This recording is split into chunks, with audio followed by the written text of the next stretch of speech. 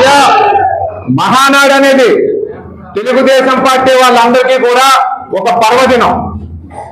స్వర్గీయ నందమూరి తారక రామారావు గారి పుట్టినరోజుని స్మరించుకుంటూ మనమంతా కూడా ఇటువంటి మీటింగులు ఎన్నో పెట్టుకుంటూ మన రాష్ట్రానికి ఏం కావాలి, మన ప్రజానికానికి ఏం కావాలి, ఏ రకమైన అభివృద్ధి సంక్షేమం చేసుకోవాలి అని చెప్పి మనం అందరం కూడా కూర్చుని నిర్ణయించుకునే పర్వదినం ఇది. మనం రాష్ట్రంలో చేసుకోవడంతో పాటు నారా లోకేష్ గారి ఆదేశాల మేరకు ప్రతి జిల్లాలోని ప్రతి నియోజకవర్గంలో కూడా ఈ రకమైన కార్యక్రమాలు మనం చేసుకుంటా ఉంటాం. మనమంతా కూడా ఒక్క విషయం గమనించాలండి. తెలుగుదేశం పార్టీ ఆవిర్భవించక ముందు మన రాష్ట్రంలో చరిత్ర ఒకలాగుండేది. నందమూరి తారక రామారావు గారు పార్టీ స్థాపించిన తర్వాత మన రాజకీయ చిత్రముఖం అనేది పూర్తిగా మారిపోయింది. ఆయన ఒకటే అనుకున్నారు, కొన్ని కులాల దగ్గర మాత్రమే రాజకీయం ఉంది, కొన్ని కుటుంబాల దగ్గర మాత్రమే రాజకీయం ఉంది, నేను వస్తాను, పార్టీ స్థాపిస్తాను, అందరికీ కూడా రాజకీయ చైతన్యం కల్పిస్తాను, ప్రజల వద్దకే పాలన తీసుకెళ్తాను అని చెప్పి పార్టీ స్థాపించిన వ్యక్తి ఎన్టీ రామారావు గారు. ఆయన 83లో పార్టీ స్థాపించినప్పుడు కళా వెంకట్రావు గారు కానివ్వండి, ఒక ప్రతిభాభారతి గారు కానివ్వండి, ఒక అశోక్ గజపతిరాజు గారు కానివ్వండి, పటివాడ నారాయణ స్వామి నాయుడు గారు కానివ్వండి, కలమట వెంకటరామన్ గారు కానివ్వండి, ఎర్రవనాయుడు గారు కానివ్వండి, నిమ్మక గోపాలరావు గారు కానివ్వండి, ఎంవి కృష్ణారావు గారు కానివ్వండి, ఈ రకంగా చెప్పుకుంటూ పోతే ఎన్నో పేర్లు ఉన్నాయి. ఇటువంటి యువత యువకులందరికీ కూడా వీళ్ళు చదువుకున్నారు, మంచి కుటుంబం నుంచి వచ్చారు, వీళ్ళందరికీ కూడా నేను అవకాశం కల్పిస్తాను అని చెప్పి ఎమ్మెల్యేలుగా చేసి సుమారు 20-30 సంవత్సరాలు కంటిన్యూస్ గా కూడా వీళ్ళందరినీ కూడా గెలిపిస్తా ఉన్నారని చెప్పి ఈ సందర్భంగా మీకు గుర్తు చేస్తా ఉన్నాను. ఆ తర్వాత నాయకత్వం అనేది చంద్రబాబు నాయుడు గారిలోకి వచ్చిన తర్వాత ఆయన అభివృద్ధి ధ్యేయంగా ముందుకెళ్లారు. అప్పట్లో రాష్ట్రం అంతా కూడా కలిసి ఉండేది. మరి ఆ రోజున హైదరాబాద్ ని ప్రపంచ చిత్రపటం మీద పెట్టారు.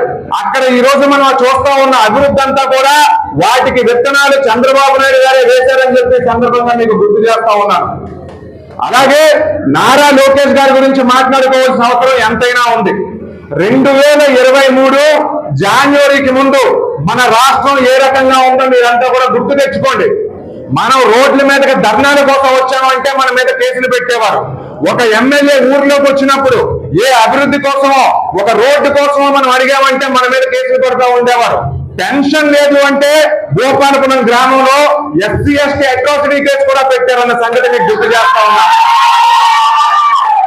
అటువంటి సందర్భంలో నారా లోకేష్ గారు ప్రజలందరినీ కూడా నేను చైతన్యపరుస్తాను, 175 నియోజకవర్గాలు కూడా నేను తిరుగుతాను, యువతి యువకులందరికీ కూడా రాజకీయ చైతన్యం కల్పిస్తాను అని చెప్పి ఆయన ప్రజల్లోకి వచ్చిన తర్వాత ప్రతి తెలుగుదేశం పార్టీ కార్యకర్తలో కూడా ఈ జగన్మోహన్ రెడ్డిని ఇంటికి పంపించాలి అన్న కసి పెరిగింది. కాబట్టి ఆయన చేసిన యోగనం పాదయాత్ర చరిత్రలో ఇంతకు ముందు ఎప్పుడు కూడా అటువంటి పాదయాత్ర మనం చూడలేం. ఆ పాదయాత్రకు ముందు మన చరిత్ర ఒకటి, ఆ పాదయాత్ర తర్వాత మన చరిత్ర ఒకటి అని చెప్పేసి ఈ సందర్భంగా నేను గుర్తు చేస్తా ఉన్నాను. ఈ రోజున మనం అధికారంలోకి వచ్చామంటే రాష్ట్రం అంతటా కూడా తెలుగుదేశం పార్టీ కార్యకర్తలు కూడుకున్నారు.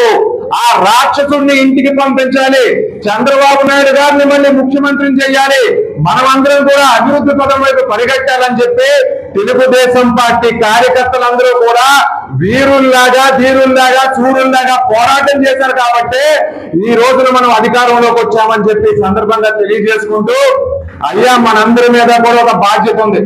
175 నియోజకవర్గాల్లో పోటీ చేస్తే 161 నియోజకవర్గాల్లో మన కూటమి గెలవడం అనేది జరిగింది. మరి త్వరలో స్థానిక సంస్థల ఎన్నికలు రాబోతా ఉన్నాయి.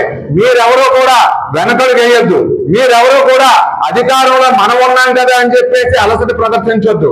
100% మనం అన్ని గ్రామాల్లోని పంచాయతీలు గెలుచుకోవాలి, అన్ని ఎంపీటీసీలు మనం గెలుచుకోవాలి, అన్ని జెడ్పీటీసీలు ఎంపీటీలు కూడా మనం గెలుచుకోవాలి అని చెప్పి ఈ సందర్భంగా తెలియజేసుకుంటూ, పార్టీ అనేది సంస్థాగతంగా బలంగా ఉండాలని చెప్పి నారా లోకేష్ గారు చెప్తా ఉన్నారు. మనం రాష్ట్ర స్థాయిలో తీసుకున్నా, జిల్లా స్థాయిలో తీసుకున్నా, నియోజకవర్గం స్థాయిలో తీసుకున్నా, మండలం అలాగే గ్రామ పార్టీ వరకు వచ్చామంటే అందరం కూడా ఒక కోఆర్డినేషన్ లో వెళ్ళాలి. గ్రామ పార్టీలో ఎవరైతే నాయకులు ఉన్నారో గ్రామాల్లో మేము ఒక్కరమే ఉంటామనేది కాదు, గ్రామంలో అందరినీ కూడా చైతన్యపరచండి. మండలానికి వచ్చామంటే మండలంలో మేమిద్దరమే ఉంటాము, మూడో వాళ్ళని రానిస్తాము అనేది కూడా కరెక్ట్ కాదు.